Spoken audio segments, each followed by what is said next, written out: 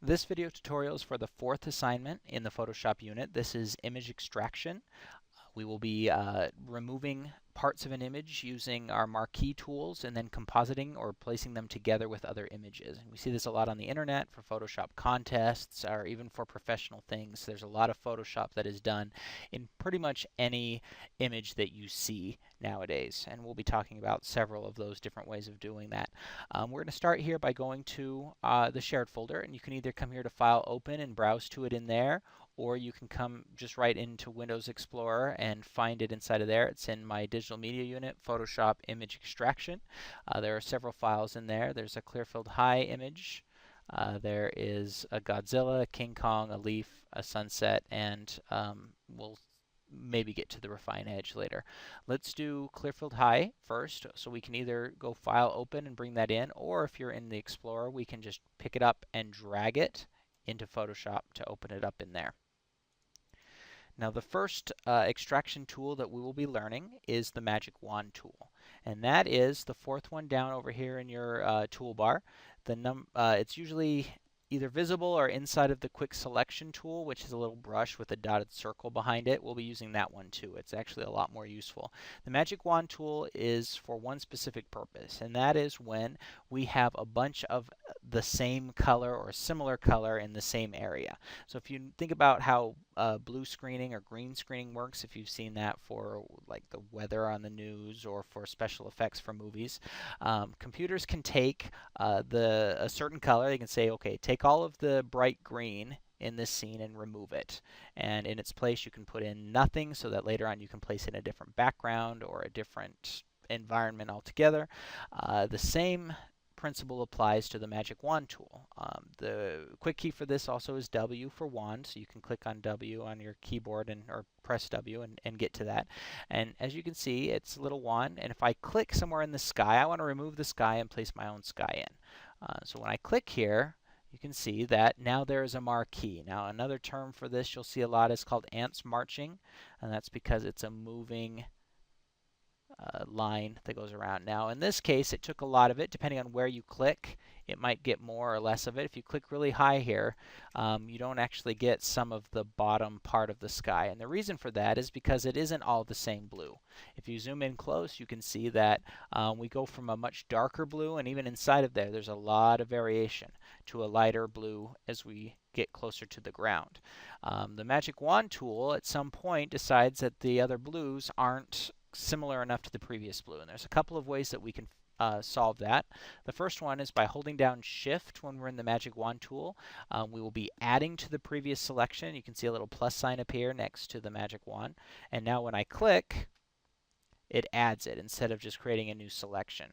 There's also a bunch of other blues in here that you don't want to worry about right now. We'll get them in another way. Another option, I'm going to click off of here, so we remove that marquee, is your tolerance. Up here at the top you'll see a tolerance. It defaults to somewhere in the 30 range. This number represents how closely the other colors have to be to the original pixel of color that you click on to be selected. So if I turn this way down, I can say a tolerance of 1.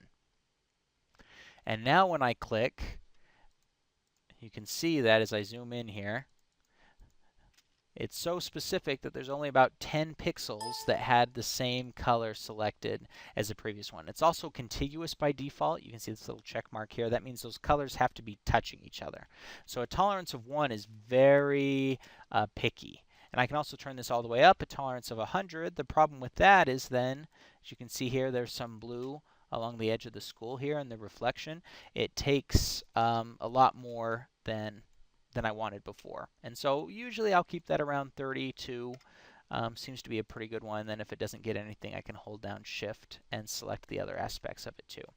Now another problem is as long as contiguous is selected, it doesn't get all of the blues that aren't connected to the place where I clicked. That's usually a good thing. If someone was wearing a blue shirt in the parking lot or a blue car or whatever was there, if I didn't have contiguous selected, it would also take that too and select that. So I usually don't pick that. A way that we can get that blue is by coming up here to our select options. So up here in the menu, if I choose select, all of these different options are just for selection areas for marquees. And the one that I can pick is similar. Similar will do the same thing as turning off contiguous. So it'll look for all of the colors that are close to the ones that are currently selected, which includes all of these blues here. And it's not perfect, but we're kind of in a hurry. This is one of those things where you can spend all day on something, or you can spend 5 minutes and there'll be a noticeable difference, but you don't always have a lot of time to do that. Now I want to get rid of this blue background, but I can't just hit delete. If I do, don't do this, but just watch what happens here. When I hit delete, by default, it wants to do that content aware fill, and it tries to fill it in with the surrounding area. The reason for that is because if you look over here in your layers, by default your first layer is a background layer. And what that means is as long as that thing is a background layer and it is locked, that is the bottom. There can't be anything behind it. What I'd like to do is be able to see behind it to the nothingness that's back there. So in order to do that, and this is a good practice, usually this is a useful thing, is just double click somewhere on that layer that isn't on the text background, because then it thinks you just want to get rid of the text. But if I double click here, I can turn that into just a regular layer instead of a background layer. So if you have any problems, that is often a cause for problems. And so I'll call this school, or I can just not name it at all. It doesn't matter. When I click OK now, you'll see that that lock is gone. It is no longer a background layer. So now when I press delete, I get a gray and white checkerboard. That gray and white checkerboard is the alpha channel. That is transparency. We can't just use white for transparent because white is actually a color. If it was white, you wouldn't be able to see behind it. When you see that gray and white checkerboard, this means that there's nothing on this layer. And we could put something else and you'd be able to see through it into that. And we'll see that a little bit more later. Now I'm going to put some characters into this scene, so I want to give myself some more room across the top. If I come here to image in my menu, you'll see that there are two size options. Image size changes the size of the entire object, so I can actually make this image bigger or smaller. I don't want to do that. I want the picture of the school to stay the same size. What I want is for the canvas, for my page, to change the size. So I'm going to choose canvas size. And in this canvas size, I want to make it taller. So instead of 8.5 images, I'm going to do 15, which is a little less than 7 inches increase. So you have to base it off of the previous size. Now don't press OK. I'm just going to do this. When I press OK, you'll see that it splits the difference. It made a little bit of that 7-inch difference go above and a little bit underneath. Not a problem. I can just pick this up with my Move tool and drag it down. Or if I want to save a step, what I can do is when I make my height 15, I can anchor it to the bottom. So these anchors, this locks it in a certain direction. With all of these arrows, that means that this can get bigger or smaller in either direction. If I click this down arrow, now you can see there's no more down arrows. Now it can only go up or at one of the vertical angles. So now when it gets bigger, it can only go bigger going in the upward direction, which is what I want. So the next thing I'll do is I want to bring in a background. And I've got a sunset already in my shared folder. If you want to find a different kind of sky, that's fine. But I'm going to go to my shared folder and image extraction, and I will choose sunset. And when you can have multiple files open in Photoshop, and you can change between them with these little folder tabs here. Keep in mind that when you see that little asterisk, that means you haven't saved yet. And saving is very important. I haven't done it yet. I want to copy this sunset into my Clearfield High picture. Now I can't copy something just as is. I can't just hit Control-C, which is the quick key to copy, and move it over. I have to have a marquee or a selection area first. Now I can get my box tool here, my rectangular marquee, and draw one. If I need the whole image, the fastest way to do that is to choose Select All, which is Control-A. Control-A will put an automatic marquee around everything. Now I can copy.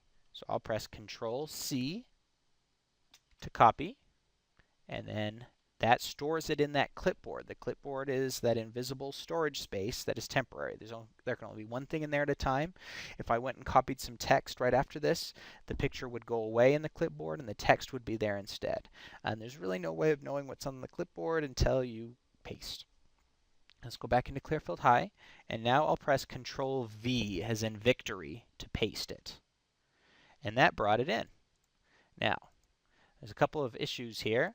One is it's on top of my school. The reason for that is over here in my layers, you have to imagine these layers as if you're looking above and down. So layer 1 now, which is my sunset layer, is above the school layer. I can change that very simply just by picking it up and dragging it underneath. Now that layer is underneath. Now depending on your setups too, you'll see that this picture isn't quite big enough. You may have a different setting. You can see that I can just take these corners and drag them. If you don't have them, you can press Control T, which turns on the free transform. That's T as in transform. And then you can change it yourself. You can make this bigger or smaller. The best way to do this is to grab one of the corners and also hold down Shift. If you don't hold down Shift, you can squish it or stretch it too tall, and you're going to get a lot of weird, it makes people look weird especially, so we want to avoid that by holding down Shift and dragging the corner. When you've got it the size that you want it to be and the placement where you want it to be, you can then press Enter. And that okays it. If you didn't like the transformation that you were doing, pressing Escape would undo it and get you back to your original state. Now we have a sunset behind our school. And you can see that the it wasn't great here, this kind of removal. I can get out my eraser or get more specific in that, but I'm not too worried about that right now. The next thing I want to bring in, I'm now going to extract and composite Godzilla. So I'm going to come here to Open and choose Godzilla next. Now this is one that I do for a very specific reason. There's a couple of things I want you to learn here. The first one is I have a kind of a crazy texture on Godzilla, but the background is very consistent. So I could use the magic wand on the background instead. And it's going to get everything that is contiguous, so it doesn't get the stuff between his legs or his arm, and I can hold down the Shift key and get those two, three things. Also, it doesn't always get that top right-hand corner, and so I can select that too. But right now, all I've done is select the background. If I were to copy this and paste it into the Clearfield picture, all I have is the sky instead of Godzilla. Not what I want. What I want to do is get the inverse of what I've selected. And I can do that once again under the Select menu. If I come here to Select and choose Inverse, now it's going to take the opposite of what I had before. And sometimes it's kind of hard to tell. You can see that the only way that you can really tell that you have the sky selected is that the marquee goes here on the edge. I wish it would darken it a little bit to show you what has been selected and what hasn't. But when I do inverse, you can see now that marquee is off of the edge and just around Godzilla. Now another thing to keep in mind is you have this ground too. So the ground is also selected.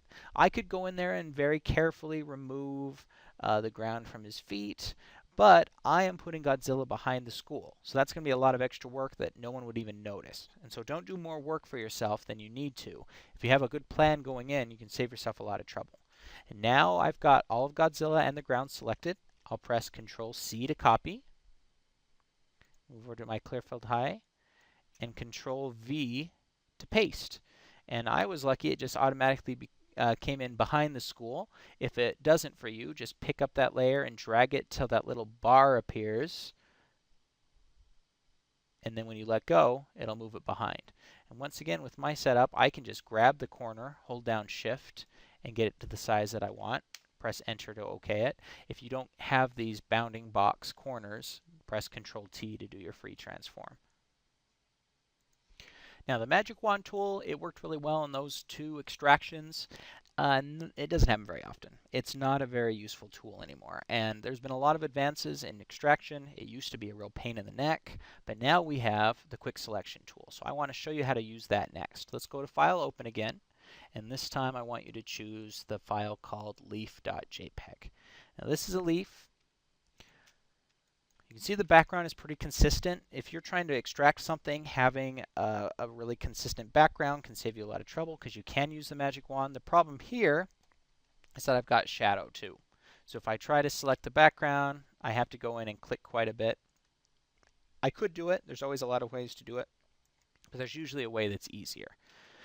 The way that I want to do that is with the quick selection tool, which is hidden underneath the regular tool. Pretty much every tool, if you hold down your mouse on it, you will open a separate tool, and then you can click on the other one. Now, quick selection tool is a brush. You can tell that it's rounded. The only thing that makes it look different than a regular brush is that plus sign in the middle. So now, if I remember everything from brushes from one of the earlier assignments, I can use those brackets to the right of the P. The left square bracket will make that brush smaller. The right square bracket will make it bigger. What I'm doing is I'm painting, but I'm painting a selection area. So the best way to use this tool is to get it to be about a third of the size of the object that you want to fill in. And then I'm going to start painting in a circular motion, like a spiral out. And what this tool does is it not only paints a marquee, so if I just click there, and it happens so quickly you might even be able to see it, it paints a marquee, but it also tries to find an edge. And so if you have a very high contrast edge, like I do here from green to white, it will find that edge for you. And so I would just kind of spiral out, and this happens so quickly, I didn't even have to worry about it. But a smaller brush, the smaller the brush is when you're dealing with your quick selection tool, the more detail you have. Now the only downside is the stem here is a little too different of a green for it to pick up. So what I can do is just zoom in there. And there's a bunch of ways to do that as a review. I can hold down the Alt key and then roll my mouse wheel. That seems to be the one that most people favor. And I'm going to use my left square bracket to make my brush quite a bit smaller. And then I'm just going to add that by going down the middle of it. Now, if I do make a mistake, which is, it happens, if I go too far and I go off the page there, that's not a problem. If you hold down the Alt key when you're in the quick selection mode, notice how that plus sign has turned into a subtract sign. Now I'm taking away. And if I drag, if I try to stay away from the edge and I kind of just push it in there, I'm removing marquee from places I don't want it. And what I found is sometimes the addition brush doesn't really work. It tries to take too much. If I then go back later with the subtraction brush, I can usually find it works pretty easily there. And so now in just a few seconds, I have my leaf selected. I'm going to copy this leaf by pressing Control-C, go to Clearfield High, and press Control-V to paste. And that leaf goes behind. I want these leaves to look like they're blowing in front of the school. And so I'm going to take this, and I can use my free transform to make it bigger or smaller and slide it, get it where I want it to go, and then press Enter to have it be in the right place. Something that I can do is a little side note to make this look more realistic. I really like this effect. Under Filters, I'm going to add a blur that is a motion blur, so it's going to go in a specific direction. Now each of these layers is its own little thing, so if you add an effect to a layer, make sure you're on the right layer. And sometimes we can solve that by, instead of layer 3, not very useful, I will say leaf. And it's leaf 1 because I'm going to have a lot of leaves in here. But if I come here to Filter, choose Blur and Motion Blur, you will be able to see, and maybe I can zoom in here so you can see it a little bit better. I can specify the angle that it'll be blurring and how far it blurs. And what this is doing is replicating a camera that has a low shutter speed so that you're not getting a very crisp detail on action. And I can do that. If I go too far, it looks like it's like a hurricane. But if I go just a little bit, it can be a really subtle little effect that makes it look like the leaf is being blown across the screen there. Now, if I want more than one leaf, remember, I still have the original leaf copied into the clipboard. So if I press Control-V for victory again, I can pull in another leaf. And then I can adjust this leaf maybe there, throw on, oh, I have to hit Enter after I free transform. I can throw on the same motion blur from before. So when you come here to Filter at the very top, this top one is always going to do the same thing I did the last time I used a filter. And so I can keep applying these motion blurs, the exact same motion blur, to the leaves. And maybe I'll make this one bigger so it looks like it's closer. And I'm kind of just trying to randomly rotate them. Filter, motion blur. And I can give the effect of those leaves going across. And the color isn't quite right because it's sunset. That's something that we will discuss later on in a different assignment. Now the last part of this assignment that I'll be doing with you is King Kong. And the reason for that is he's a painting. This is a painting. This is from that 2005 or whatever King Kong. The background is very complex, so the magic wand tool won't work on the background. If I try clicking in there, it is a mess. Even if I hold down shift and I try to add all the previous ones, it would just be easier not to do it this way. Also, King Kong himself is very complex, and so you get the same problem. I will use the quick selection tool, and honestly I use the quick selection tool probably 95% of the time when I'm trying to extract something. It's such a useful tool.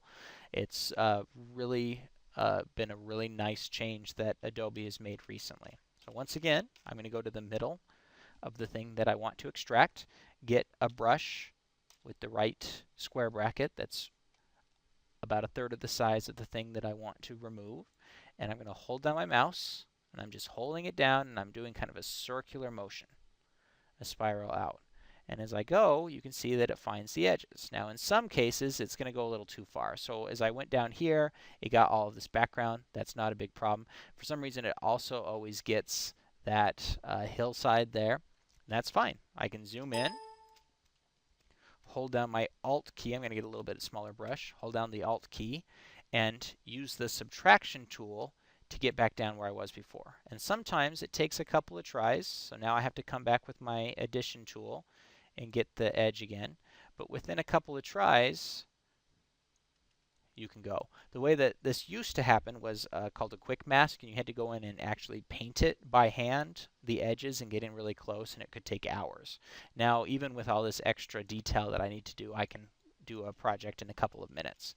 In between his arms here, I'm going to get a smaller brush, and remember this is currently selected, so I'm going to hold down the Alt key and remove that stuff in there. And if it gets too much, not a big deal, I can just come back with my plus sign. So sometimes there's a little bit of give and take between adding and subtracting, and I don't care too much about down here because once again most of my King Kong is going to be behind the painting, so I don't want to go too far here. If you want to try it, but it'll be behind the school for the most part. And so I think that is going to be more than enough. Now I can press Control C to copy and Control V to paste.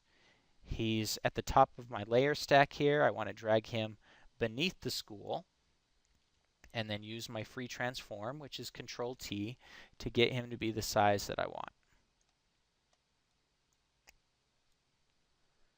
And then I press Enter to OK it. And even after you've OK'd your transform, you can still use the Move tool, which is a quick key of V. It's the very top tool, to pick it up and move it wherever you need it to go. So if you want him to be maybe a little further down here, you can adjust this to however you want.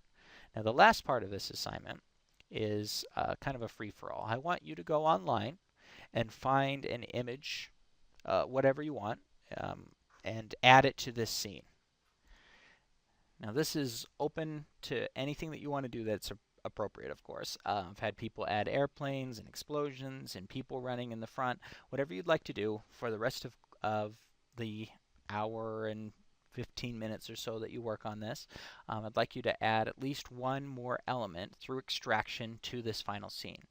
When you are done with that, it's ready to turn in. Once again, just like we've talked about in the past, I'd like you to save a PSD file of it. So that's the very first, that's your Photoshop file. That's the one that you can come back to and edit later. And then also a JPEG that you can send in to me. As a review, the format to turn in something to me is the class period, your last name, and then your first initial. And then after that, you can call it whatever you want. As long as it's a JPEG, it will appear in my folder correctly. And so you can call it Godzilla or school. Just save it as something that's different than the other way you've saved it. Always make sure that your image quality is all the way. And then you can use Drop It To Me to send that file to my Dropbox folder.